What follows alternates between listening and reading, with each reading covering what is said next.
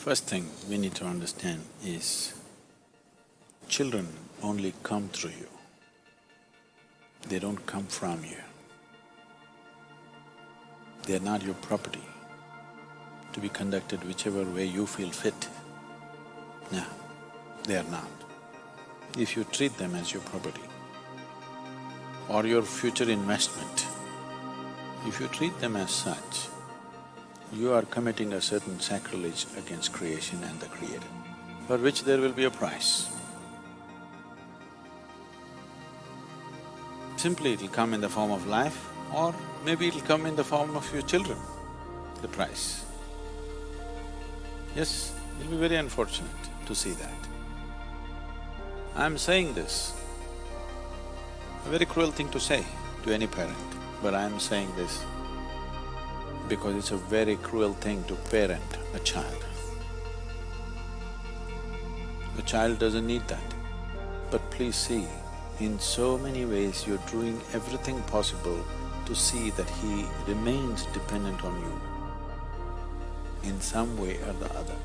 You're not thinking of liberating him. So, the moment you start working, you want your children to be attached to you, isn't it?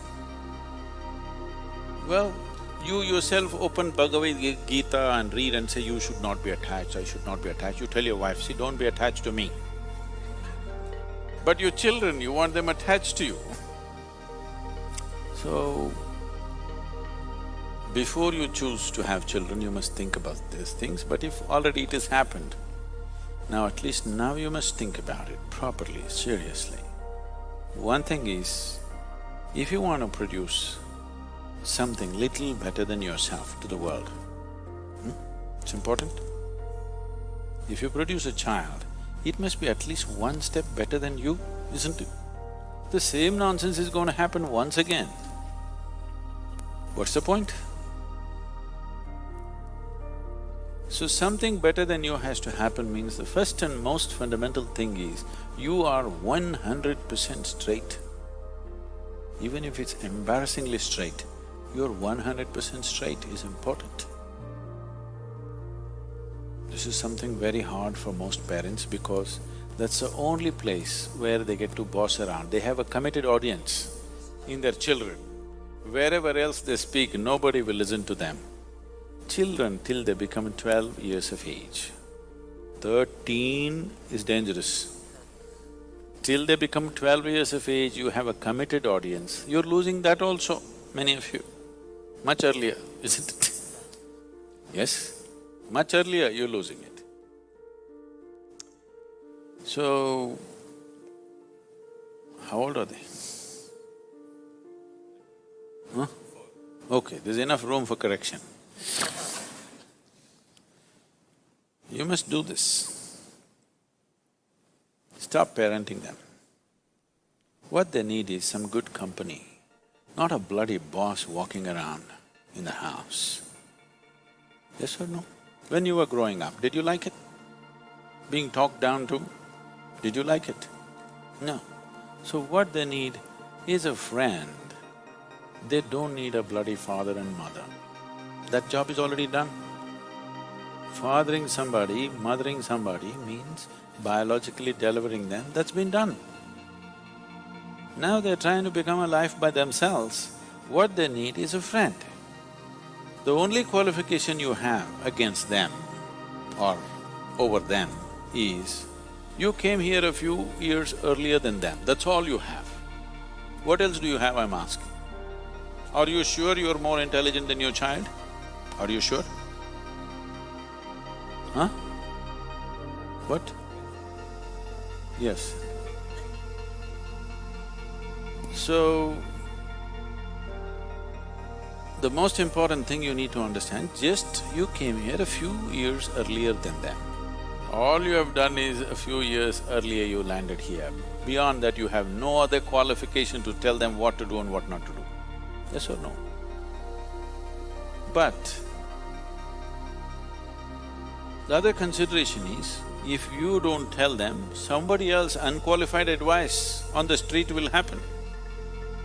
You only have to guard them against that. But if you have to guard them against that, that you must have the courage to bring them up in such a way that they don't take any advice from you either. You say, what I say you must listen, but don't listen to your friend. He's telling you to take a drug, don't listen to him. But what the friend says seems to be more of a pleasure than the nonsense that you're talking about. That's a fact, isn't it? So it's not going to work. If you bring up your child with such a fierce sense of his own intelligence and his own decisions, then you will see, he will seek help, because he will very easily realize that his intelligence, his understanding is not good enough for everything. But if you bring him up that he has to listen to your advice, he will come up with a rebelliousness. Even when good things are said, he won't do that, he will do the reverse of it. This is something that most parents are experiencing, isn't it? He wants to do just the reverse of it, just to feel independent, because he doesn't know what it means to be independent. So, 4 is not bad. Now, you can start treating them as just one more person, not as my child, it is not yours, I'm telling you. At the most, you're given some genetic substance to create a body. You can't create a life, don't have such grandiose ideas about yourself. You cannot create a life. You just provided some substance, some genetic substance to make a body, yes? That too, you did not think about all these things. Out of your own compulsions, you do something and they land up. Yes? So, understanding that a child is not your making, it's a privilege, they have come through you. Enjoy the privilege, cherish the privilege, respect the privilege. Do not abuse the privilege that's been given to you. It's very important. Why are you brought up this or that? You're supposed to grow up as a human being, isn't it? It is just that most people never create an atmosphere for people to grow. They are brought up the way you want them to be, not the way they should be as life.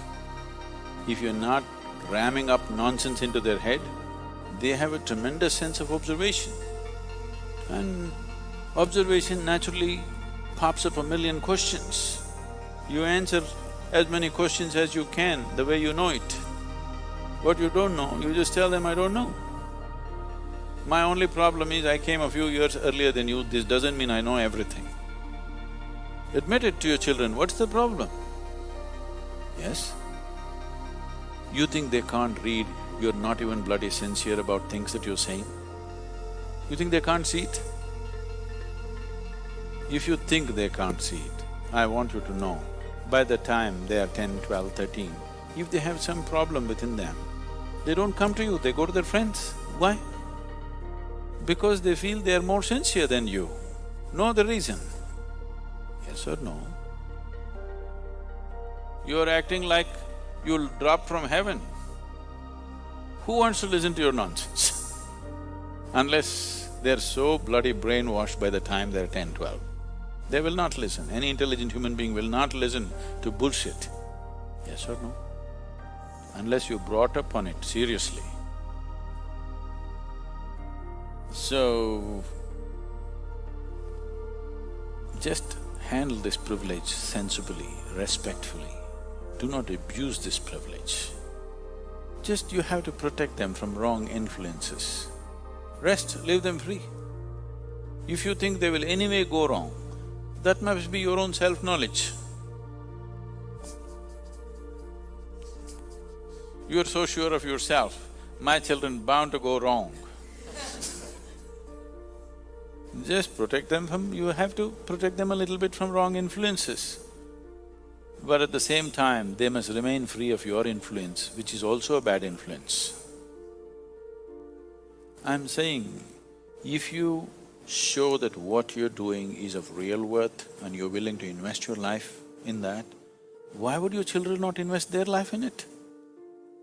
If you don't show that commitment, if you do not show that involvement with life and you're expecting them to become wonderful whatever, No, it will not happen. And they don't listen to what rubbish you say, they're observing what you do and how you are, isn't it? So if you want to raise children, please raise yourself. Don't worry about the children. Just raise yourself into a wonderful human being, make yourself that. It will reflect. It cannot go wrong. But there's no guarantee. Like in everything in life, there's no guarantee because there may be some other stronger influence on the street side,